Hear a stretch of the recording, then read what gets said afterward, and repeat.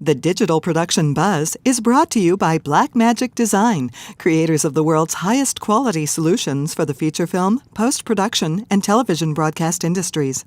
And by Shutterstock.com, a global marketplace for royalty-free images and videos.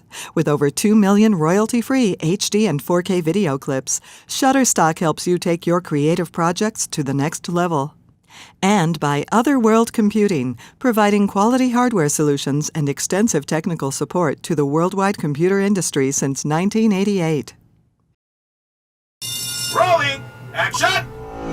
Since the dawn of digital filmmaking, authoritative, one show serves a worldwide network of media professionals, current, uniting industry experts, production, filmmakers, post-production, and content creators around the planet. distribution.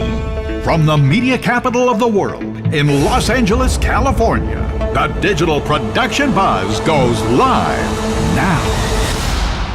Welcome to the Digital Production Buzz, the world's longest-running podcast for creative content producers covering media production, post-production, marketing, and distribution around the world. Hi, my name is Larry Jordan. Our co-host, Mr. Mike Horton, is off today. Paul Babb is the CEO of Maxon US, which is a company devoted to 3D and virtual reality software. Recently, Paul noticed an uptick in effects hiring, and we bring him onto the studio tonight to talk about it. Sean Mullen is the CEO and Chief Creative Officer of Rampant Design Tools. They specialize in visual effects elements for editors and VFX artists. We want to talk with him about the impact 4K media is having in effects. And Bob Caniglia used to be an editor who's now working for Blackmagic Design. We talk with him tonight about their new Intensity 4K capture cards and updates to their ATEM switchers. And because Mike isn't here, I'm also going to work in a discussion with Bob about codecs to help you decide which codec is the best choice for your project or media capture. Just a reminder that we're offering text transcripts for each show courtesy of Take One Transcription. Now you can quickly scan or print the contents of each show as well as listen to it. Transcripts are located on each show page. You can learn more at takeone.tv, and thanks, Take One, for making this possible. The big news this week is that NAB has opened early registration for the upcoming NAB show. And the Buzz is the first to have a free registration code that allows you to get into the expo floor for free. That code is LV4883. That's LV4883. So when you go to nabshow.com and you want to register for the exhibit hall, type in LV4883 and you're there.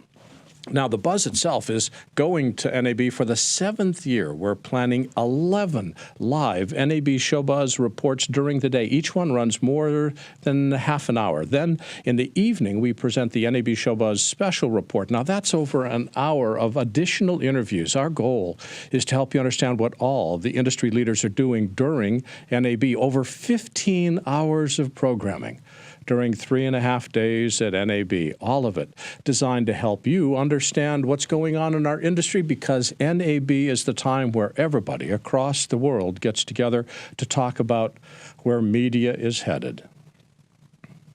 I was just reflecting, when we go to NAB, we bring up a production crew, and basically we set up a live radio broadcasting station in a 20 by 20 foot booth directly on the trade show floor, and then we invite people to come join us, and we have almost 100 interviews with every leading industry scheduled to attend and talk with you on the Buzz. So even if you can't make NAB, you can make sense of what's happening inside our industry.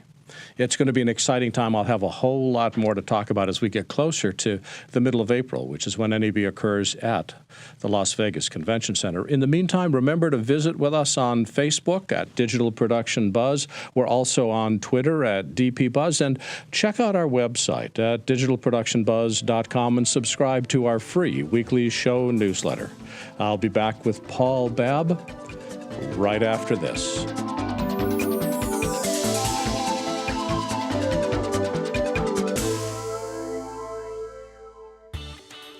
Blackmagic Design is now shipping its production camera 4K, a super high-resolution 4K digital production camera for Ultra HD television production. Featuring a large Super 35 sensor with a professional global shutter, it also offers EF and ZE compatible lens mounts and records to a super fast SSD drive.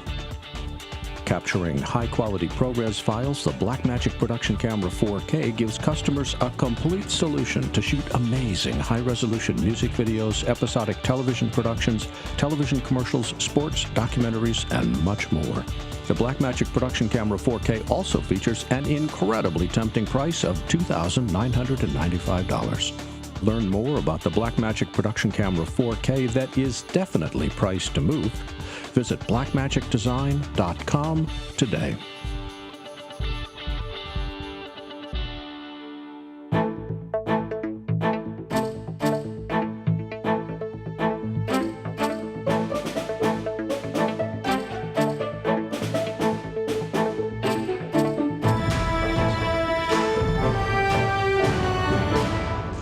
Paul Babb is the president and CEO of Maxon US, as well as a graphic software technology expert with more than a decade of experience in 3D animation, visual effects, and motion graphics. Recently, he's been thinking about how today's economy is improving hiring opportunities, especially in virtual reality. Hey, Paul, welcome. Thanks, Larry, for having me. So before we get into this whole discussion of hiring, give me a description of what Maxon makes. Maxon. We develop a 3D animation product called Cinema 4D. And Cinema 4D enables artists to do anything from movie visual effects, of course, the most interesting part, broadcast graphics, scientific and medical animation, architecture or engineering visualization, on down to any kind of design, website design, DVD menus, corporate presentations, courtroom simulation. So many things. Many things, but I'm sure there's sort of clusters within which your customers occur. Who are typical customers? I'd say our biggest market, our biggest cluster of customers is in the motion graphics market. Now, what makes Cinema 4D so helpful for that? Well, ease of use. It's a very fast, easy program to pick up. It's very much geared towards graphic artists. Integration's a huge thing. We integrate extremely well with the Adobe suite of products, including there is a light version of our product actually built into After Effects. I remember when you were getting ready to launch that, there was small level of stress putting that together. And a little excitement too. We also integrate extremely well with Photoshop. Photoshop files can be used for a multitude of things, textures, they can be Now, when you say extracted. integrate, what does that mean? It means that the process and during the workflow is a very smooth transition. So bringing in an Illustrator file into Cinema 4D to create 3D geometry from, say, a 2D graphic is very quick and easy. Just open it up. So if I'm using Illustrator and I'm creating a corporate logo, I would take that Illustrator file and then you could extrude it into 3D space? As a matter of fact, you could extrude the layers separately, put different colors on the layers, animate those layers separately. It's all built in. Are people principally using it to create still 3D objects, or are they using it to create motion? Motion graphics. And now I know that there's other packages out there. Maya comes first to mind from Autodesk. Why would somebody consider Cinema 4D? I think ease of use and workflow integration with other packages. And, ease of use, I think, is one of the biggest things. I really do. I think ease of use is a huge obstacle. Wait a minute. I have opened Cinema 4D. Okay. I've seen all 755,000 million options. How am I supposed to learn this stuff? Well, I'll be honest with you, 3D is complicated. Yes, it is complicated. But I would say relatively easy. How's that? There are things you can do in 3D, the basics, that are quite easy to pick up. You want to create film quality special effects. You want to do articulated character animation. Yeah, it's going to take you some time, probably a couple of years to really get to the skill level where you can do that on your own. But motion graphics, utilizing an Illustrator file, extruding it, animating it, bringing it into After Effects, doing what you want to do with that. Especially if you have experience with After Effects, the transition to Cinema 4D is actually quite easy. Well, let's get back to the learning question. Sure. Do you help people figure out how the software works? God, you feed me so well. Sure. We created a site called Cineversity, cineversity.com, where we put up video tutorials, we add plugins, we add presets, any kind of utilities that will help people work. But mainly it's there for tutorials to get started. We have anything from getting started tutorials to character rigging tutorials to breaking down projects, anything just to help people get the job done. Are you finding, because we're slowly moving over into this hiring question, but are you finding that most of your customers are repeat customers upgrading, or are most of your customers coming in new? I think it's about half and half. Like everybody else, we've gone to an annual licensing model where people try to stay updated, and by having that annual licensing model, they can Cineversity's included and anything else that we might offer. It's kind of half and half. I think most of the people who are working want to maintain to have the latest version, so they're getting the latest and greatest and the newest features. And we're getting a lot of new customers through our relationship with Adobe and just from knowledge in the market. What's in the light version of 4D? Light version is actually quite powerful. That comes It's a with medium version? It's not. It's kind of a combination of our lowest version called Prime, but it also has some functionality that is only available in broadcast and studio. See, in the motion graphics, those are the 3 levels of the program? I'm sorry. Yeah, no, we actually have 4 levels. We have Prime, Which is starting? which is the starting package. We have Broadcast, which is focused on broadcast graphics. We have the Visualize product, which is really geared towards architects and engineering people doing visualization. And then we have the Studio bundle, which has everything. Now, there's a tool in our program called MoGraph, specifically for motion graphics. And we gave a couple of features in there for the light version because we want to give people kind of a little introduction, a little tickle with those tools so that they can start playing with those things. So it's sort of in between the Prime and the Broadcast in that it doesn't have all the functionality of broadcast, but we give a few of the motion graphics tools away. You've been with Maxon for what, 10 years? 18. Are you serious? Yeah, when you said I had a decade, I actually probably have 25 years of If you experience just in this industry. Update your bio once in a while, it would be helpful. That's Vicky's fault. Vicky. But how have you noticed the customers changing over time? Wow, good and bad. Good and bad. Because the tools have become so sophisticated, a lot of people who are coming into it for the first time expect that the tool is going to do most of the work for you. And bottom line, any of these digital art tools are still art tools, meaning you have to have an artistic eye, you have to be an artist to a certain point. It's a paintbrush. That doesn't help you to paint. It's a very elaborate paintbrush. It doesn't do the painting for you. Now, it does a lot of things for you that a paintbrush can't do, but you really, having that combination of technological knowledge and artistic skill is really the way you master these tools. So what you're seeing is the customers have evolved from being pure artists to being technologists or being less sophisticated. What I'm trying to figure out is are you seeing, for instance, originally everybody was in motion graphics creating it for broadcast, or everybody was an architect creating, or has the pool expanded?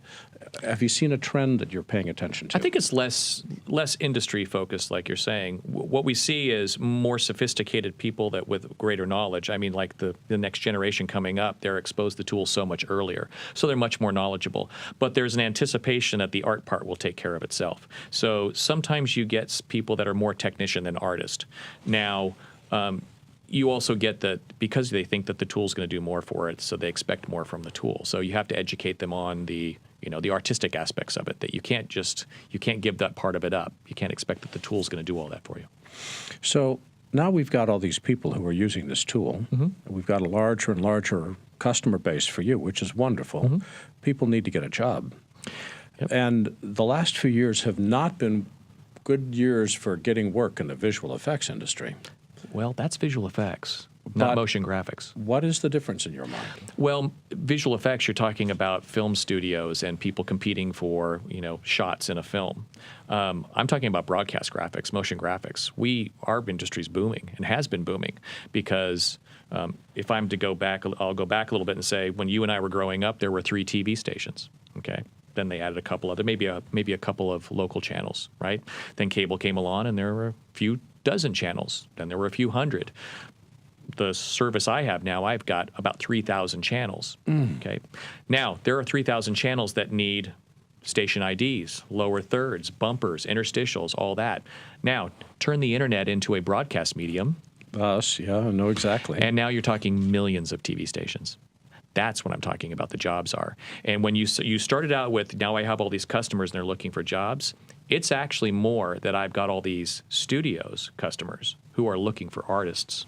And back to the conversation about people expecting the tool to do some of the art for you, what we find is, just like you would teach a painting class, if you had 25 students in the class, maybe 2 of them would be good artists in the beginning, and maybe a couple of others would develop over time, and the rest of them are taking an art class and maybe don't ever get it. It's the same thing with 3D. In a class of 25 students, you'll probably notice 1 or 2 of them that just get it right off the bat, and maybe 3, 4, or 5 that over time develop into decent artists. And the rest of them, it may be too complicated. They may be great technicians and may be useful in the industry, but not great artists. There's always work for people, but it's getting more and more sophisticated. Well, I got an email today from a guy that was calling to say, how do I find work? I mean, clearly, who you know and who knows you is important.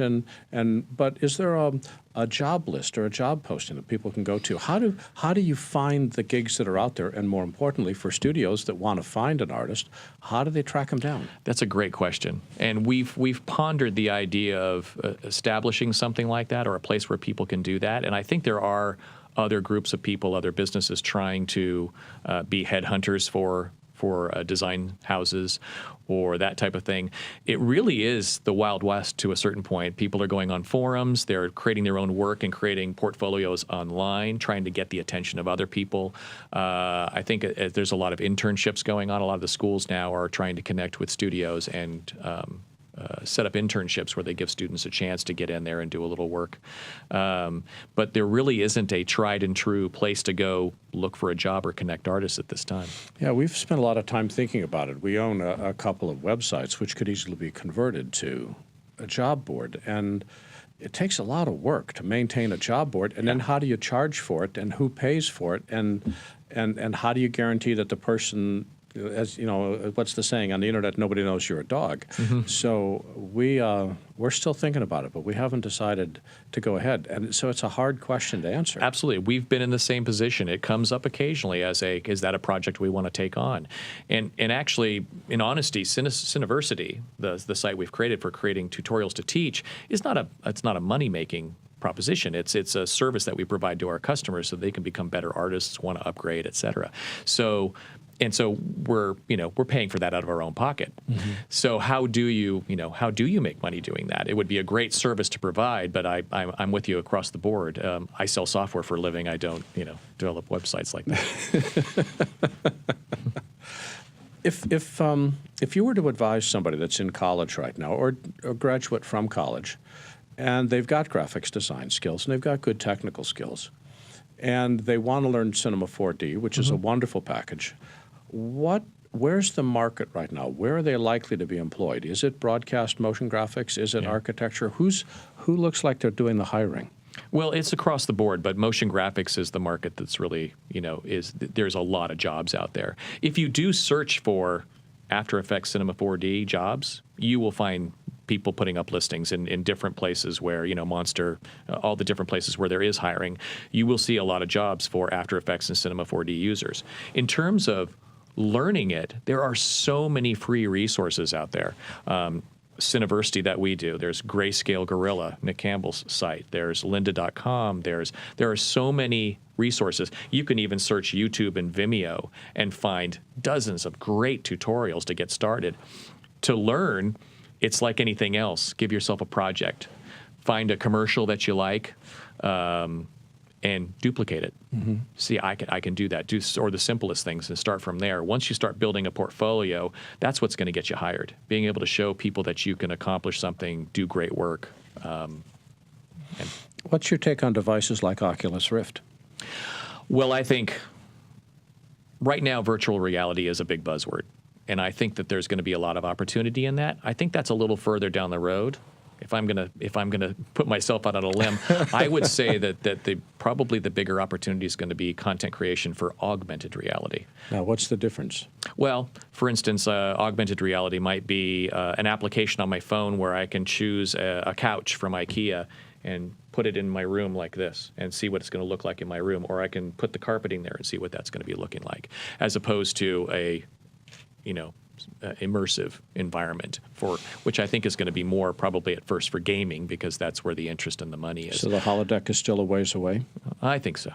But augmented reality has so many applications, like traveling. You could get your walking tour on your phone and walk around and look up, and you can have signs, or there are applications already where people can leave notes for each other in certain places, and they show up through augmented reality. They shine it on a brick wall, and Bob was here, he left a message for me. They can be private, public. Well, do you think, I was just reflecting, 2 years ago, the big buzzword was 3D, stereoscopic 3D. Sure.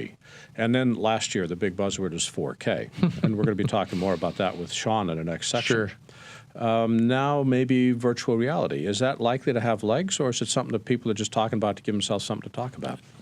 I think it's a combination of both. I think it's everybody wants something to talk about. They want that buzzword. It makes it more interesting to go to the trade shows, and for those companies, they get that kind of buzz. I think virtual reality is going to take some time, because look at how much work it takes just to create the content for a film that's static. It's not going to change.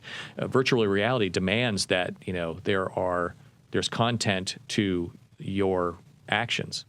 That it can change depending on which way you look, what you're doing, how you're reacting to your environment. That's a lot of content, and that's going to take a lot of time. And they haven't even really mastered it to a point where it's that. I mean, Oculus Rift is pretty cool, but I still think it's got a long ways to go beforehand. Whereas augmented reality wouldn't be that hard to create a model of a couch and be able to swap out the fabrics, and then create something where you can peg an area and see what that couch is going to look like in your house. I think that's something that is a little bit more reachable sooner. Let's switch this for just a second. We've talked about having artists get jobs and where to look. What do producers need to know about this technology that they don't? In other words, what tips do you need to give them to help them make the most of it? Number one, it's the artist. It's the artist. It's not the tool. A lot of producers and a lot of executives get caught up on the tool that's getting used. They get, I've heard this tool's really great. Doesn't matter. It's the artist who's wielding that tool. Even if it's, I think the most important thing would be a visual effects supervisor who's, got a track record. You see their work and you like what their work looks like. It really comes down to the artist. I actually have a friend in the industry. We had this conversation, and he was enamored with different studios and different people. And I said, yeah, but if their top artist left, they're not that studio anymore. It's a different studio.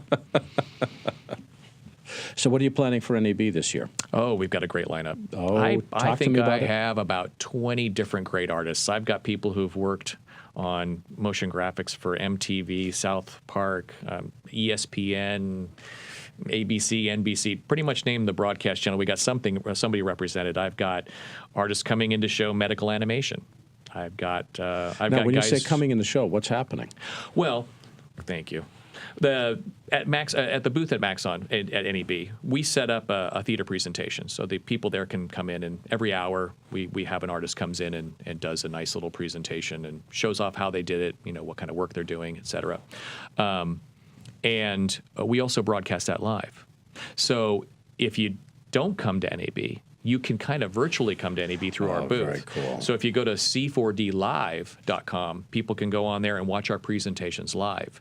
Now, if you want to see what those presentations are like, you can go to Cineversity, because what we do is we archive those each year. So right now they could go watch last year's NAB and SIGGRAPH presentations, and then they can watch them live or afterwards. And what website can people go to learn more about Cinema 4D? Maxon.net. That's all one word, maxon.net. And Paul Babb is the CEO of Maxon US. And Paul, as always, a delight visiting. Thanks for joining us. Are we done already? We are done. See you soon. Thanks, Larry.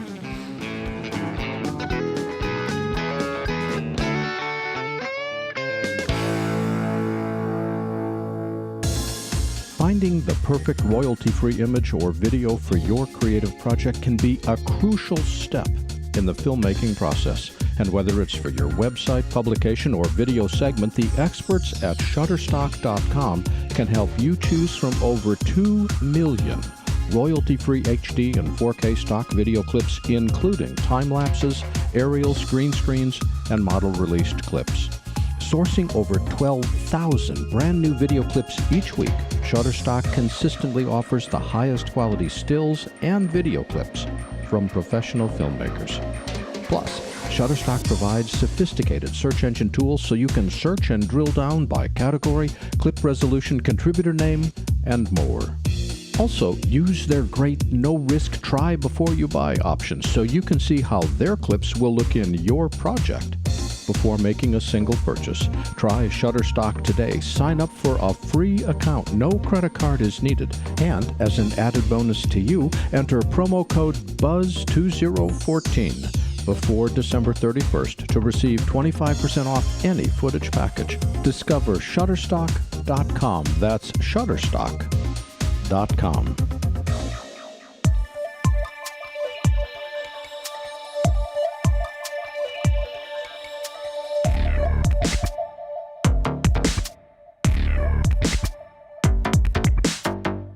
Sean Mullen is the CEO of Rampant Design Tools. He's also an Emmy Award-winning visual effects artist with over 60 feature film and television credits, including Charmed, Buffy the Vampire Slayer, Ally McBeal, ER, Nip Tuck, and many others. His company, Rampant Design Tools, specializes in creating original drag-and-drop visual elements for editors and VFX artists. Hello, Sean. Welcome back. Hey, Larry. Thanks for having me. It is wonderful having you with us. Sean, 4K is all the rage from a marketing point of view. Are you seeing any significant information coming from 4K? Well, like I'll tell you, sales or interest? Well, all my clients are ordering 4K at this point. So far, in the last 12 months, I've had about 90% of our projects deliver in 4K. How many? 90%. Wow. So tell me about the products that Rampant Design Tools develops. Then I want to talk about the 4K products. Well, like you said, we create drag and drop effects, and we have everything from light leaks and film effects to your favorite, the Monster Toolkit, and different kinds of mattes and flashes and optical effects. And we deliver everything in 2K, 4K, and in 5K. 2K, 4K, and 5K. Is there a difference in developing a 4K or 5K project compared to a 2K? Can you do something with that higher resolution that you can't with 2K? If you grab any of our free samples and you drop a 4 or 5K element into your 2K or HD timeline, you will definitely see a difference. How so? In clarity. There's more clear. There's a lot more latitude to play with. The frame size is larger, so you can reposition things to your liking. You can scale. You can definitely see a lot more clarity. The 4K and 5K files, though, are significantly larger. How are you handling the larger file sizes, especially when people need to download them? Because those files could be gigantic. That's true. We have two options. If you buy our content on a hard drive, you'll get the full ProRes 4444 or 422 HQ trillions. We don't offer that as a download. We offer the lower res versions of ProRes LT or ProRes Proxy as a download. Are you finding the best delivery mechanism to be a hard disk as opposed to something else? Right now, yeah, you'd be surprised how many drives. Right behind me is a giant pile of empty boxes that we have just finished shipping. So you'd be surprised how many drives we ship per week. And with, are you finding that people are working with 4K, or are they downsampling it for a 2K or HD project? I mean, what I'm trying to get a sense of is how many people are actually working natively at 4K, or just simply taking advantage of the extra pixels?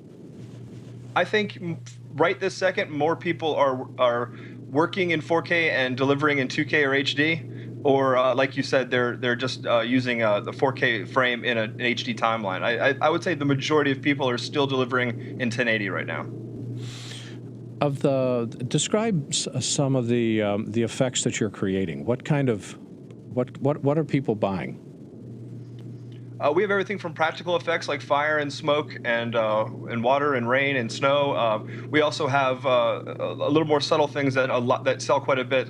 You see on the major networks, you see all of our light leaks, and believe it or not, our mattes are really popular. Film flashes, different kinds of color overlays, grungy effects, that kind of thing. With the effects that you're creating, are you seeing your customers are segmenting in particular parts of the industry, or are you selling everywhere everything?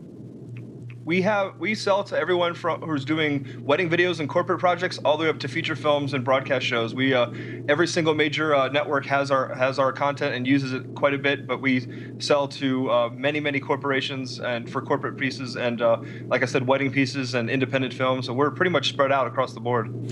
Now, if I remember correctly, the stuff that you've got would be an overlay on top of existing material. So I would have a background shot and you'd lay flames or smoke or fog on top of it. Are you seeing a shift in tastes in terms of the kind of overlay files people are using? And are you seeing any trends to start to develop in terms of what seems to be the hot visual effect these days? Practical effects have kind of taken a step aside. It's really more of the overlays. People are really getting into taking a LUT file and adding some really great color effects to their video and then combining it with our overlays to give it that more organic feel on top. So you see a lot of our overlays used everywhere, even in the news. Now, take me through one of them. Let's say smoke, because I can picture that easily enough. How do I use the smoke overlay in my project? What would be an application, not in terms of the effect, but practically speaking, I get the hard drive, I open it up, what do I do with it? You bring it into any of your editors or your compositor. I mean, you throw it into After Effects or you bring it into Premiere or Final Cut. It's a QuickTime. Let's bring it into After Effects. So I've got After Effects fired up and I've got a shot of a forest. How would I integrate smoke with a background shot of a forest? I would find a shot that kind of feels like it feels right. We have over 200 clips in our smoke library, so something's probably going to work best for you. Drop it on. You can sample it very quickly by using a blend mode, but to be honest, I would probably use Unmult from Red Giant. It's free, and then a compound blur to really give the look of a more professional feel, but you can absolutely just drop it on and use a blend mode. Now, describe the second technique that you'd prefer. Walk a little bit more slowly through that. What are we doing to blend it more smoothly? Well, as you know, smoke's not necessarily 100% transparent. There's layers of thickness, so you want that to happen in your composite. You don't want to just see straight through it. It doesn't quite work that way. So what you do is you do a compound blur, and so whatever's thicker in the smoke is less transparent than whatever's not, and it gives a more realistic effect. What's the average cost for your products? We have everything from $29 all the way up to $500, and the $500 would be a massive library at $5K. And what am I getting? Am I getting a QuickTime movie? Yes, everything we deliver is in QuickTime. Does it include an alpha channel or not? On the hard drives, yes, our products include alpha channels. So what do I get for the download? Why would somebody download this? Quickness, to be honest, I'm a purist. I think putting an alpha channel on a light effect doesn't make any sense. You're definitely going to want to blend light so it looks more realistic, but some people insist on it. To have it today is the only way to have it today is to download. Trying to ask someone to download a ProRes 4444 with an alpha channel would be a nightmare. So we avoid that altogether. Nightmare, I think, is a polite term. So have you got any cool deals going that people can take advantage of? Right now, if you use the code Rampant50, everything's 50% off in the store. Anything you buy is 50% off. Is that upper, lowercase? It's all lowercase. Rampant Lowercase. 50. Rampant, R-A-M-P-A-N-T, the number 5, the number 0, Rampant 50? That's correct. That is very cool. What's the next title you're going to be working on? I can't talk about my... Oh, Sean, we know. Just make something up. Is it coming out soon? It's coming out soon. We have a massive booth this year at NAB. We're, you know what? I heard through the grapevine you're not 100% on board with the 4K, so I want you to come check out. I've got 2 65-inch 4K monitors. I will prove to you the value of 4K. I'll give you a personal demo. Speaking of which, we're giving hundreds of 4K clips away absolutely free just to prove that 4K is not scary and that it's awesome. I'm not afraid of 4K. I just don't think it's valuable in most situations for distribution, but acquisition, it's perfect. Sean, what website can people go to learn more? You can get hundreds of 4K effects for free at 4kfree.com, or you can see our regular website at rampantdesigntools.com. Rampant Design Tools. Sean Mullen, CEO. Sean, thanks for joining us today. Thanks, Larry. Bye-bye.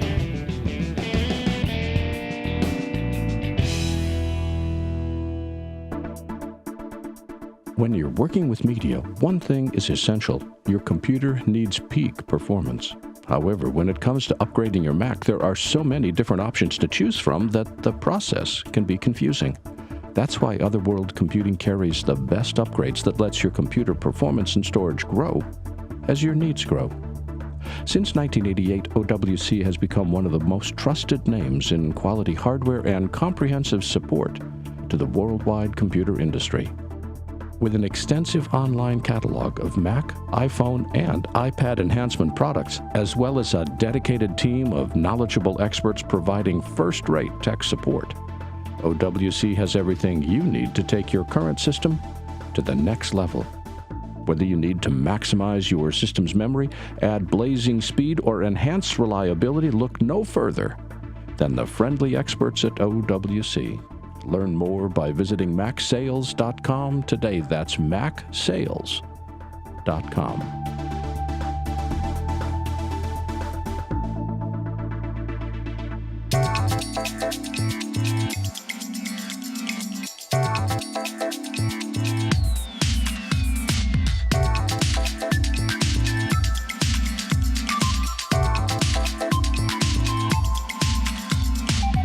Bob Caniglia began working in the film and television industry in 1985 as a part-time cameraman and editor of industrial videos. Then he was an editor for the Disney Channel in 525 post-production, working on music videos for Prince, Madonna, and Michael Jackson. Bob then came to Blackmagic Design when the company purchased DaVinci in 2009, where he is now the senior regional manager for Eastern North America. Hello, Bob. Welcome. Hi, Larry. Thanks for having us. We are glad to have you on. I want to start with some context. How would you describe Blackmagic Design? I describe Blackmagic as the enabler, the one company, I guess, in the industry that is trying to get as many products to as many people as possible and sort of leveling the playing field so that you're not judged on the products you're using, you're judged on the final quality of the content. So what's your role with the company? So one of the things I do is I work with the reseller channel. We have a large reseller channel that sells all our products. We don't sell any direct, so I work with them. I do a lot of one-on-one demonstrations at trade shows. We do a lot of trade shows. I do a lot of the press, like this, and anything in between. Fortunately, I have a pretty strong background in a lot of the equipment that we make. So when they were making cameras and switchers and they started adding on other things, I actually knew much more about that in terms of using it than I even did about color correction. Let's start first with the Intensity card. Describe first what the card is, and then we'll talk about the upgrade second. Sure. So the new Intensity Pro 4K, which we announced this week, is a digital capture card that will take in analog audio video as well as HDMI. And the new 4K will even capture up to 4K resolution as well as display 4K output. So this way it goes into a computer, Mac, Windows, Linux, whatever operating system that you're working on. And this way you can either bring in legacy old videotapes or maybe something, a straight input from a live digital camera. Is support for 4K video the only new feature in the card? Well, that's basically the big upgrade to it, is that now you can do 4K. So basically, for the same price as the original Intensity Pro, you're now getting an upgrade path to 4K when you need it. So you can do SD, HD today, and then 4K in the future. Now, what formats does the card record to? So you can record to the variety of ProRes formats. And it works with a host of software, whether it's either any of the Blackmagic software, Media Express, you can use that. You can use Resolve. You can use Sony Vegas, Avid Media Composer, Final Cut 10, Adobe Premiere Pro, After Effects. So a host of software solutions, actually. I just checked the back of my iMac, and there's no PCIe slot. So for people that are on the new Mac Pro or an iMac or a laptop, are they out of luck? Is there a Blackmagic product that can help? We have Thunderbolt capture devices as well as USB 3 capture devices. So there's a host of products that'll fit everybody's need, all the way up to the Decklink 12G 4K card that is PCIe as well. But there's a variety of different solutions for input and output, and it starts as small as one of our mini recorders and mini monitors, which are just USB products that you can use. They're Thunderbolt products that you can use for $145 to either capture or output SDI or HDMI. I'm a new user, and I've got a lot of legacy tapes, whether they're as old as U-matic and half-inch VHS or Beta or Digibeta, and I'm trying to figure out how to bring them into the computer. I'm looking at two really reputable companies. There's Blackmagic Design and there's HAA, and both of you make capture cards. How would I make the decision as to which company's product to support, to buy? Yeah, I think that you're going to find similar features set. It might be a price point thing. It depends. One of the things about legacy tapes, whether you're using our card or anybody else's card, is that oftentimes you're going to need a time-based corrector, which isn't going to be built into the card. That's going to be something you're going to need inline through the old video tape. So that's actually one of the more important things, is to make sure that you have a time-based corrector, or you're going to be all over the place in terms of being able to get audio and video in sync and the picture not rolling and things like that. But that's not a feature of the card itself. That's something that has to be done prior to the signal getting to the card. Yep, I transferred a lot of legacy half-inch tapes, and the difference that TBC, with time-based corrector, makes is amazing. That stabilizes the picture, took out a lot of chroma fringing, so I think that's really good advice. But you sort of gracefully duck the issue of how to decide between an HAA and Blackmagic card. If the prices were the same, is there a feature in Blackmagic that you like? Or, again, how do I make a wise decision here? Well, one of the things about Blackmagic is we also make a product called Resolve. And the Resolve software could be used to do a variety of things once you ingest it. And it's free. Resolve Lite is a free software that works beautifully with the Blackmagic hardware, and only with the Blackmagic hardware currently. So it would be a great combination to use that as your capture software. Then you could use it to edit, and if you had the full version, you could do some noise reduction as well. When you're capturing, when would you capture RAW versus capturing to ProRes or DNx HD? Well, I think it all depends on RAW is basically for a primary acquisition. So if you're going out to shoot, with one of our cameras, say, I would record RAW. Then if you're doing, it depends on for instance, if you were shooting a commercial where the size of the files doesn't make a huge difference, then shooting RAW is perfect, especially in a commercial where you're trying to make sure that you capture a product or images that are pristine and you can get the most out of the color and whatnot. Or if you're going to do visual effects, shooting RAW is great, so that you can be able to do green screen work, things like that. When you're going to capture for archive, when it's an older videotape or something like that, then you're probably going to try and do some. If you were doing it for your personal use, you'd want to capture it in something at a mid to higher quality, but not full, uncompressed, because the file size would be way too large. But it wouldn't be bad to do like a mezzanine level compression, meaning something in the middle that then, if you wanted to turn that into H.264 to put on the internet, that would be fine for use of so that your friends can look at it or something like that. But making it H.264 right off the bat probably wouldn't be the best thing for a longer term archive, depending on how much you like the material. What mezzanine formats do you like? Well, any of the ProRes or DNx HD, but just in the smaller sort of the LT range or whatever. It all depends on how much you want to store, in a way.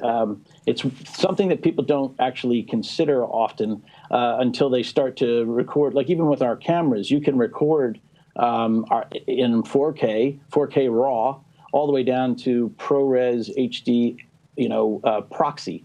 Okay, and when you have the camera and you change the setting, suddenly you go from I have 7 minutes of RAW to look, I have 3 hours of proxy. So there's a metric that you need to figure out. How much storage do I want to use versus how good a quality do I want? And if you're capturing from a standard SD format, standard definition, and you want to get as much quality as you can, would you capture to RAW, or is that overkill? I mean, granted, the file size is there, but let's say you're just plain obsessing about quality. Are you going to see a significant improvement in quality of RAW versus ProRes 4x4 versus ProRes HQ? Help a videographer who doesn't understand codecs understand which codec to pick for this challenge. I think that you probably, because the thing about when you, if you're going to record RAW, right, then in order to use the asset, you're going to have to do color correction in order to revive it, okay? So if you're pretty concerned about quality, I think at that point, especially in an existing material, I would probably go with ProRes HQ, highest quality there, or the DNX HD 220, something like that, because that way it's at the highest point, if you have the ability to store that off. And then also from there, then you can make whatever you want. And again, this is where Resolve Light comes in. It's a perfect way to turn that from whatever you captured originally to a smaller size, even all the way down to H.264 if you wanted to put it out on the web. How much does the Intensity 4K card cost? The Intensity Pro 4K is $199. $199. And correct. For people that have existing Intensity cards, is there an upgrade path? No, there's no upgrade path to that. But you know, it's $199. I don't know. You know, and again, it's only really if you need the 4K in terms of, you know, for use today. Is the non-4K version still being sold? Yeah, they're still available if people need them. Because we also that card also plays a role in some OEM business. So there are customers that other manufacturers that build solutions around cards, and some of them require those cards too. So the original card works fine in those solutions. So they'll still be around for a little while, assuming that we can still get parts, which is basically the case with almost any product. Well, let's shift gears from the Intensity card to the new ATEM switcher. Now, here, I must confess that when we were building our studio here, we added an ATEM switcher as part of our production package. So I'm not just a guy asking questions. I've got a vested stake in this discussion. What's the new update do? So the new update provides macros. And the beauty of the macros is they are all-inclusive. And what I mean by that is you can build macros inside macros. And we actually did, or Grant Petty, the CEO of the company, did a nice little video on our support site to show people how to use the macros. And he even used a great example of bringing in a series of stills and having the sequence reveal itself through a macro. And you can either do it manually by calling the next slide or have it do it on a time basis. And then you can actually take that macro and roll it into another macro. So there's a way to really build a lot of pre-built effects and speed up the use of the ATEM so that it's easier to, say, call in new titles. If somebody's sending titles in, you could build a macro to bring in, you know, slide 13, assign it to you know, key or number downstream key 2 or whatever. Those kind of things can be all pre-built, and you can just recall them all live while you're working.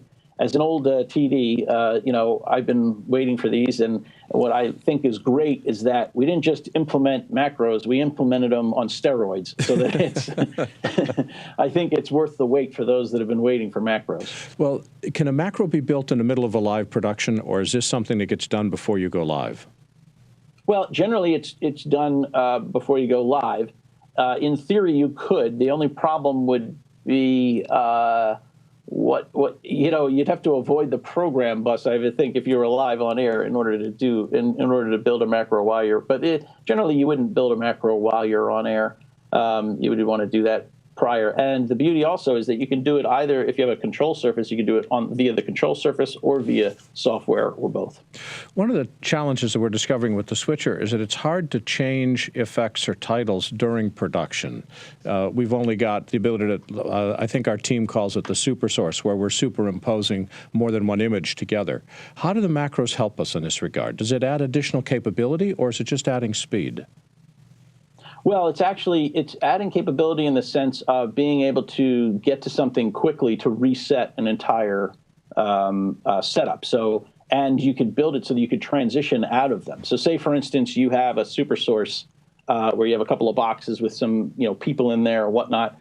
You can build one so that it calls that up, then say trigger another macro that brings on an ID of somebody, right? And you can have it hit another one so it takes it off, and then maybe make another macro so it'll dissolve off into one of a different, and you could put in multiple. So you could name them. So you would say, super source to host A, or camera 1, or reveal super source with key, super source without key, bring on super source, key on super source 2, whatever.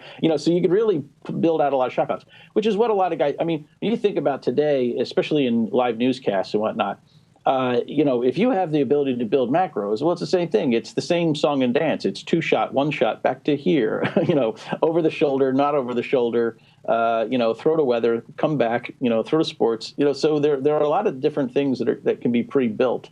I worked back in the day when there were no macros doing live news, and I laugh now because I think between the visual effects you can do now in software, as opposed to trying to do them all live with a DVE, and a big switcher, and some of the shopbox stuff that you can do with macros.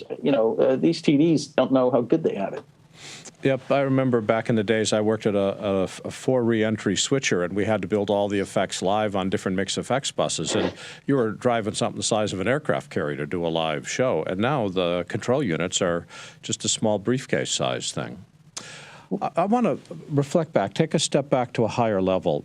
Back in the old days, when you and I were getting started, we had massively large switches, the switchers that cost like billions of dollars from companies like Grass Valley. And then Blackmagic came in and reduced a traditional switcher with the ATEM switcher. It's a really nice entry system. But then TriCaster came up. And TriCaster has what I would call the second generation of switching, which is where it's all built into a TriCaster system, of which there's a variety of flavors. And then Telestream Wirecast came out, and we're seeing a third generation of switching, which is not based on proprietary hardware, but based upon software, which is blended inside a Mac Mini. And thinking about these 3 generations of traditional and TriCaster and Webcast, is there still a role in new productions for switches like ATEM, or is that really catering to a legacy market? And where do you see switching going in the future? Well, I think that, one of the things that we've built is we've built pieces for the puzzle. So some of the other systems have all kinds of features that not everybody needs. A friend of mine tours with a band. I guess I don't know that I should give it out. But anyway, he tours with a band, and he sent me a note the other day saying, hey, we're going out with all Blackmagic this year. And I said, well, that's interesting. And I said, and he said, cost isn't the thing, it's the space. It's, you guys say it's a lot less space. The stuff works. We've been using pieces of it for the last couple of years and decided, I don't know why we're not using this all the time, because it's the size of what they need to do. They need a certain number of inputs.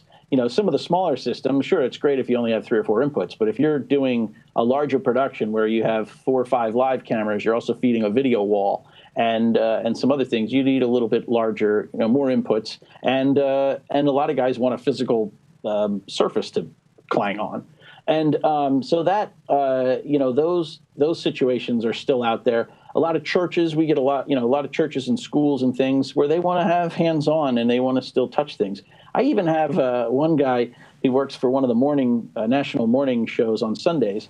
He's the director. He called me, asked me about the original ATEM TV studio. And he said, am I getting this right? Can I just plug the 2 cameras of a 2-camera shoot we do during the week, and I could record that on my laptop, and then I'll be good to go?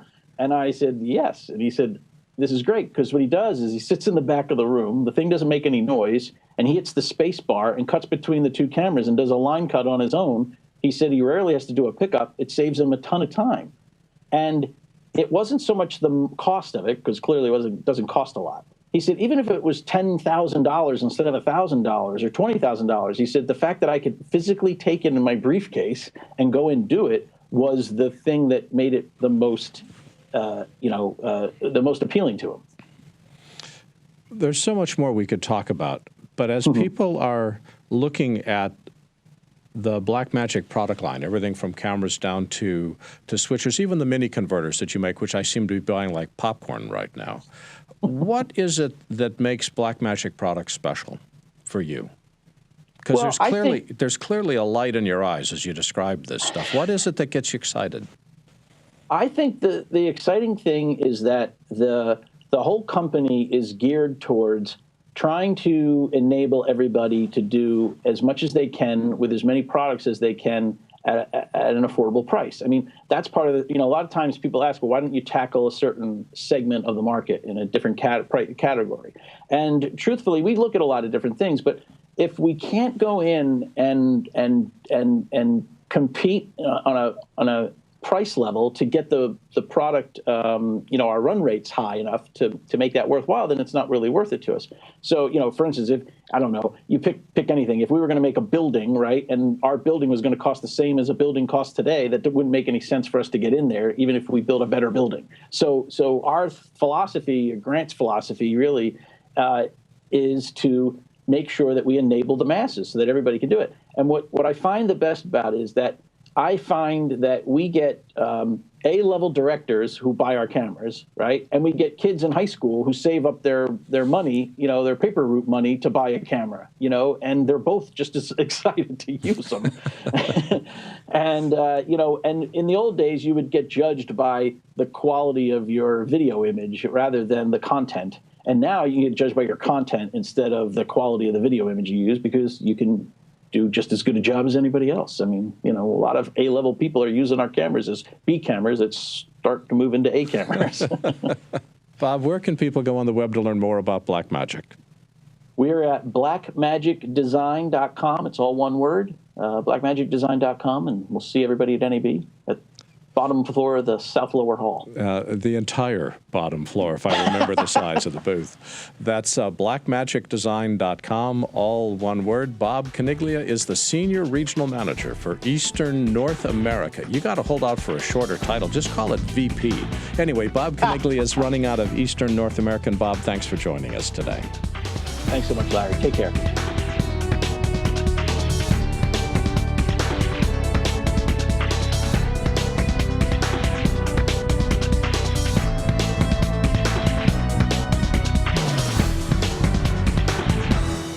It's been a great show this week. We've covered a lot of different information, talking with Paul Babb about some of the challenges and some of the opportunities for getting work in the visual effects, but more importantly in motion graphics, which is where Cinema 4D excels. Thinking back on it, that's exactly what Sean Mullen is doing, is he's taking these tools and getting them to create not just plugins, not just applications, but create visual elements that we can use inside our existing NLEs and inside in After Effects to add some additional variety and make our projects look unique compared to other people. And I like that idea of finding ways to take existing tools and get jobs for us. That's what is, I think, the whole reason behind what this industry is doing, is we want to be able to take creativity and earn a living from it. And then we had a chance to talk with Bob Caniglia, which Blackmagic Design provides all kinds of tools for us to use. So thanks to Paul Babb, the CEO of Maxon US, Sean Mullen, the CEO, lead creative, Rampant Design Tools, and Rob Caniglia, the Senior Regional Manager for Eastern North America at Blackmagic Design. There's a lot of history in our industry, and it's all posted to our website at digitalproductionbuzz.com. Here you'll find hundreds of past shows and thousands of interviews, all searchable and always available. You could talk with us on Twitter at DPBuzz and Facebook at digitalproductionbuzz.com. Our theme music is composed by Nathan Doogie Turner, and we're having a great time. Have you noticed this week that we have a brand new open, well, at least modified version of the open? One of the neat things about the technology we're using is we're tweaking it and making the open different a little bit every week. Well, additional music on the Buzz is provided by smartsound.com. Text transcripts provided by Take One Transcription.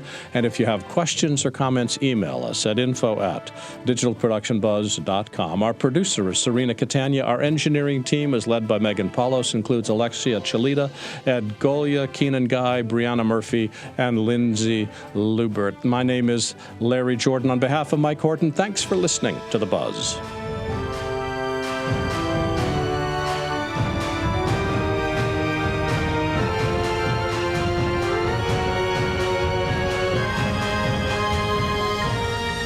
The digital production buzz was brought to you by Blackmagic Design, creators of the world's highest quality solutions for the feature film, post-production, and television broadcast industries. And by Shutterstock.com, a global marketplace for royalty-free images and videos. With over 2 million royalty-free HD and 4K video clips, Shutterstock helps you take your creative projects to the next level. And by Otherworld Computing, providing quality hardware solutions and extensive technical support to the worldwide computer industry since 1988.